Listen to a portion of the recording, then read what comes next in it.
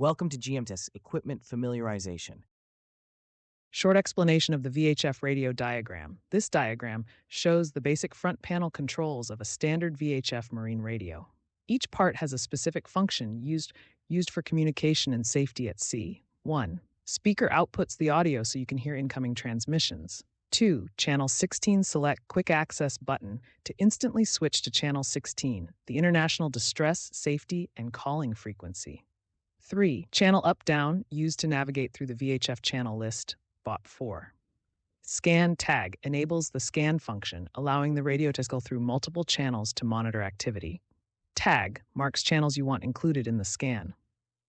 Channel dual watch activates dual watch mode, allowing you to monitor 2 channels at once, usually channel 16 plus another working channel. 6. Function display shows the current channel number, mode, and radio status information. 7. Menu accesses radio settings and advanced functions. Bot 8. Clear, CLR, cancels or exits a selection operation. 9. Enter, ENT, confirms a selection in the menu. 10. Distress button, red. Protected emergency button used to transmit a DSC distress alert with your MSI in position, only used in real emergencies. 11. Power volume control, turns the radio on-off and adjusts listening volume. 12. Squelch control, SQL, removes background noise when no signal is being received. You increase squelch until static disappears, but not too high, so weak signals can still be heard.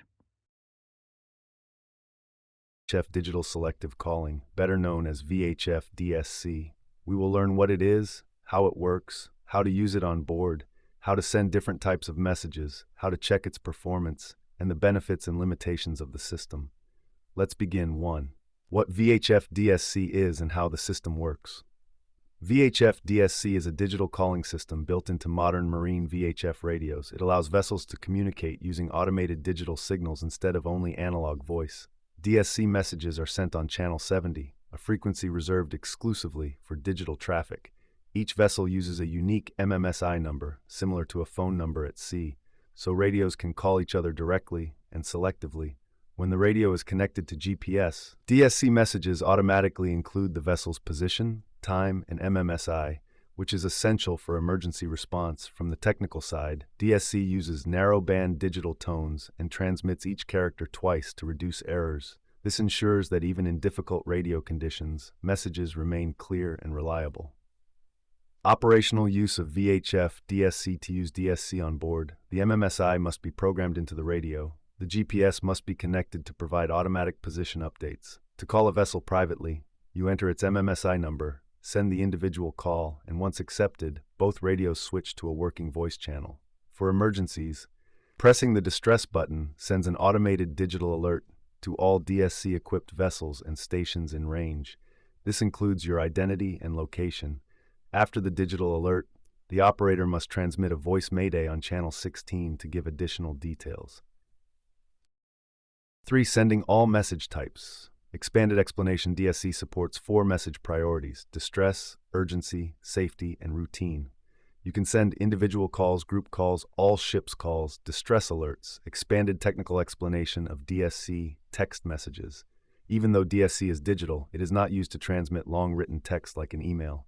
DSC messages are short digital bursts, similar to coded notifications, that contain the sender's MMSI, the type of call, the priority, distress, urgency, safety, routine, the intended recipient, individual, group, all ships, the vessel's current position, if GPS connected, the working channel to switch to, time and supplementary short codes depending on the call type. The DSC message itself is not the conversation. It is an automatic signal that alerts the recipient, opens a digital connection, then shifts communication to the appropriate voice channel. This means DSC is used to initiate communication, not to replace voice communication.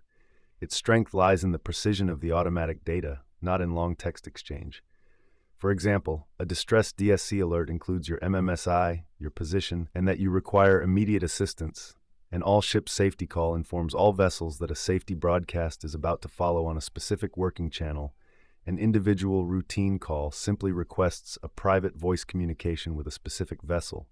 Once the DSC message reaches the other radio, the system will ring, display the information, and switch channels automatically. This precise digital header is what makes DSC so powerful and fast before. Maintenance of VHF DSC equipment to keep the system fully functional, confirm the MMSI is correctly programmed, ensure the GPS feed is active, keep channel 70 under continuous DSC watch, perform periodic test calls, maintain the antenna, wiring, power supply, and battery, update the radio's firmware when required. Good maintenance ensures that distress alerts and digital calls work instantly when needed. 5. Checking radio performance. Many VHF DSC units include a test function that verifies the DSC transmitter, the DSC receiver, the alarm and display, the MMSI information, the channel 70 digital monitoring. Some maritime authorities recommend limiting test calls to once per week to avoid unnecessary traffic. When receiving a test call, verify proper alarm activation and accurate data display, and acknowledge as required by standard procedures. 6. Benefits and limitations. Benefits: extremely fast and accurate distress signaling, automatic transmission of vessel identity and position. Private selective calling improves communication efficiency. Integration with GPS enhances safety and accuracy. Full compatibility with the Global Maritime Distress and Safety System. Limitations: incorrect MMSI or missing GPS prevents correct distress information. Both radios must be DSC capable for full communication. DS alerts do not guarantee rescue. Coverage and monitoring are required. Accidental activation can create false alarms. Text-like communication in DSC is limited to short codes and identifiers, not full written messages. The Direction Finder is a system designed to identify the exact direction of a radio signal. Today, I'll explain its use, operation, maintenance, and how it works. 1. Use of the Direction Finder. The DF is used to locate distress signals, identify unknown transmissions, and support search and rescue operations. Its main purpose is to tell us where a signal is coming from. 2. Operational use. In operation, you select the frequency, the equipment detects the signal, and it displays a bearing or direction. The operator follows that bearing to locate the source of the transmission. If no signal is present, the DF remains in monitoring mode. 3. Maintenance. Basic maintenance includes checking the antenna, inspecting cable connections, testing equipment sensitivity, and recording all tests in the logbook. A well-maintained DF ensures accuracy and safety. 4. How it works. The system compares the intensity and phase of the signal received by the antenna. Using that analysis, it calculates the direction from which the transmission originates. The antenna receives, the processor analyzes, and the display shows the bearing. Portable VHF. Quick operational summary. The portable VHF is the handheld radio used on board for fast communication during maneuvers and emergencies. It operates on short-range VHF frequencies and keeps coordination flowing between deck, bridge, and shore personnel. How to use it. Select the correct channel, make sure it's clear, press PTT, speak clearly, and confirm the message received.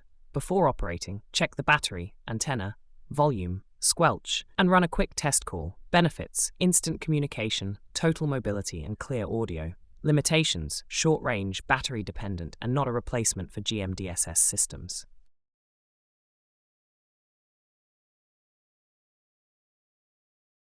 Inmarsat-C. How the Inmarsat-C system works. Inmarsat-C is a satellite communication system used to send text messages, data, and distress alerts. How it works. The ship sends a message from the Inmarsat-C terminal. The message is transmitted to a geostationary satellite.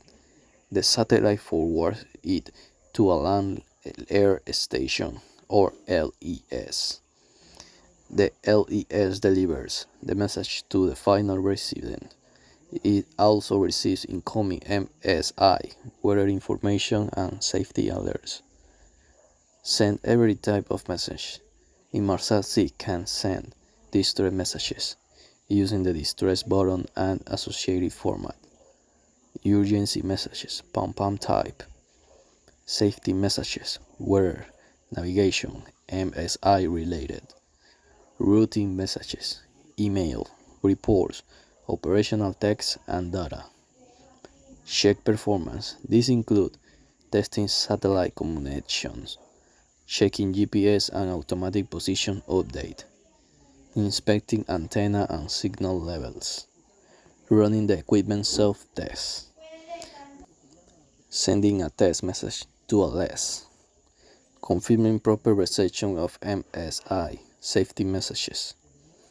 Benefits and limitations of the systems. Benefits: near global coverage, reliable text communication with message logs, instant distress alerting, low power consumption.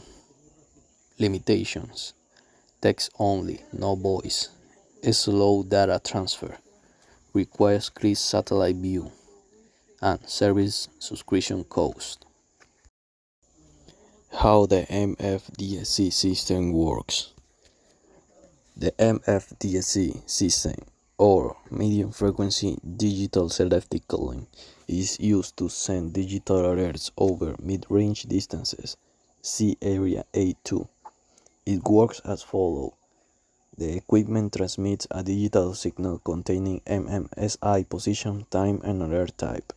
The signal is sent on MFDSC frequency 2187.5 kHz. Coast stations and nearby ships receive the alert automatically. After DSC alert, voice communications continue on the assigned frequency 2182 kHz. Send every type of messages. The MFDSC can send distress messages, automatic mayday with position, urgency messages, pom-pom, safety messages, security information, routine calls, general communications between ship and stations. Checking performance. Performance check-ins include inspecting the MF antenna and cabling, verifying GPS input and position accuracy, checking DAC reception, alarm activation, sending a test DAC call to a coast station where allowed, verifying transmitter power, internal clock and message logs.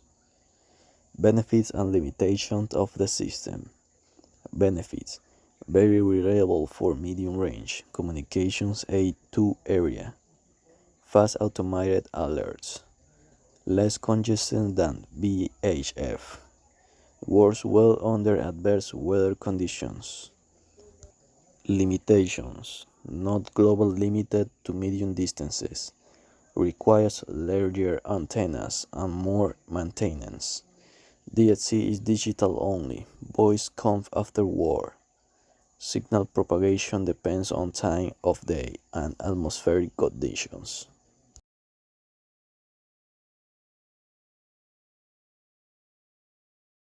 Use of radio telex. Radio telex is used to send and receive radio messages between ships and coast stations through radio waves. It is used for formal communications and when voice communication is not possible or safe. Operational use of VHF DSE: emergency, urgency, safety, and routine. Distress, mayday, sends automatic distress alerts with ship identity, MMSI, and position. Urgency, pom-pom, for situations that need immediate assistance but are not life-threatening. Safety, security, for navigation or weather safety information. Routine, normal communication between ships or stations. Maintenance of radio telex includes checking connections, antenna, signal levels, cleaning the equipment, software updates, and performing regular transmission reception tests. How the radio telex system works. It converts text into digital radio signals. The receiving station decodes the signals and displays the message as text. It works over MF/HF bands using RARQ or FEC protocols to ensure message accuracy. What kind of messages can we send on radio telex? Radio telex can send distress messages, urgency messages, safety messages, routine operational messages. Check performance. Your test transmissions and receptions check error rates, verify signal strength, call coast station, and review logs to confirm the system is working properly. Benefits and limitation of the systems. Benefits. Writing record, reliable over long distances. Useful when voice is not possible. Limitations. Slow communication, depends on radio propagation, and requires training operators. Inmarsat Fleet 77, operational. In this module, we will cover in a practical and straightforward way how the Inmarsat Fleet 77 system works, one of the most important satellite communication systems in maritime history. By the end, the trainee will be able to operate it efficiently, understand its basic maintenance, and use all its operational functions. Let's begin. Use of the Inmarsat Fleet 77. The Fleet 77 was designed to provide reliable communications at sea. It allowed voice calls, fax transmission, data communication, and most importantly, it supported Gmdsss communications through a priority system that ensured any distress message was handled first. Its stabilized parabolic antenna automatically tracked the satellite, maintaining a constant link system operation. To operate the system, the user must select the type of service, voice, fax, or data. From the terminal, the operator can access the radio telex system, choose the coast station, establish the call, and transmit the desired message. The equipment manages its own priorities, identifiers, and channels to ensure safe and orderly communication. How it works. The Fleet 77 operates through an L-band satellite link within the Inmarsat network. The stabilized antenna automatically tracks the assigned satellite. Once the connection is established, the system enables voice, data, and digital messaging at speeds of up to 64 or 128 kbps, depending on the vessel's configuration. In addition, its architecture ensures that distress messages can interrupt any other active transmission, sending messages. The system allows the user to send different types of messages: voice calls, fax, radio telex, ISDN and MPDS data, Gmdsss safety messages, and priority alerts. The process always begins at the terminal, selecting the service type, choosing the corresponding station, and confirming the transmission. Performance check. To verify Fleet 77 operability, the user must check stabilized antenna status, satellite signal strength and connection level, modem and terminal status, logbook of sent and received messages, test calls, fax, or data as required. Any malfunction must be logged and reported immediately. Essential maintenance. Basic maintenance includes visually inspecting the antenna, ensuring the radome is clean, checking all cable connections, verifying terminal ventilation, and updating configuration settings according to the manufacturer's guidelines. Any advanced technical work must be performed by authorized personnel. Benefits and limitations. As advantages, Fleet 77 provided stable communications, Gmdsss prioritization, high-quality voice calls, and reliable data transmission in open seas. Its limitations included high operating costs, large antennas, and full dependence on the assigned satellite. Additionally, the system was officially phased out in 2020 and replaced by more modern technologies, such as Fleet Broadband. SART and EPIRB overview. Today, we'll cover the essential operation of the SART and EPIRB, two critical Gmdsss survival devices. How the SART works. The search and rescue transponder activates during an emergency and responds to X-band radar signals. When detected, it creates a line of 12 bright dots on the rescuer's radar, guiding them directly to the life raft. Receiving signals. The SART doesn't send long-distance alerts. Instead, it receives radar pulses and immediately replies, giving rescuers a clear and unmistakable position during the final approach. Performance checks. To ensure readiness, verify the battery expiry date, check the casing, confirm the antenna is secure, and perform a quick test using the test mode, making sure it shows SART test instead of SART active. Benefits and limitations. Its main advantage is precise, local positioning during rescue operations. The limitation. It only works when a nearby radar is searching for you, and its range is typically short, about 5 nautical miles. Together with the EPIRB, the SART completes the rescue chain. The EPIRB alerts globally, and the SART leads rescuers straight to your location. Navtex operational overview. Today, we're going to explore the Navtex system, an essential part of the Gmdsss strand of one of the primary tools used worldwide to receive safety information. How Navtex works. Navtex operates on medium-frequency radio waves and automatically broadcasts navigational warnings, weather reports, search and rescue information, and urgent safety messages. The receiver on board continuously monitors the assigned frequencies, typically 518 kHz for international English broadcasts and 490 kHz for national language transmissions. Once a message is received, the equipment decodes it and prints or displays it without the need for constant human interaction. Entering and checking Navtex data. To operate Navtex correctly, the trainee must learn how to select the appropriate receiving stations, activate or deactivate message categories, and verify the device's internal clock and printer or screen settings.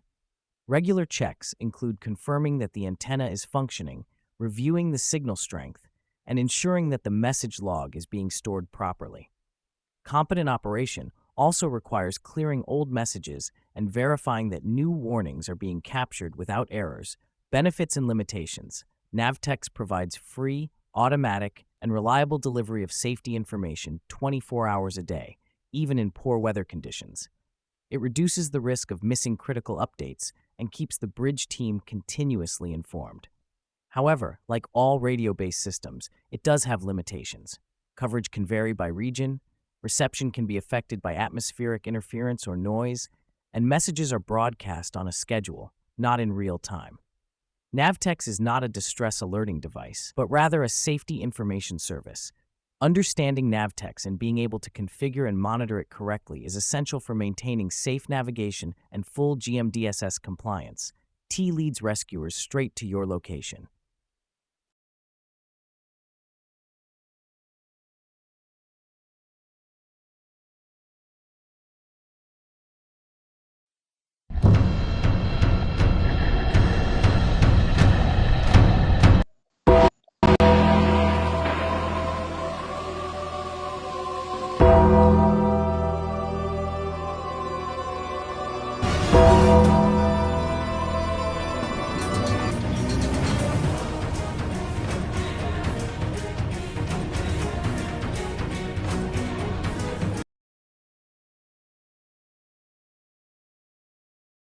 A llegar el lunes y yo lo envío para que llegue.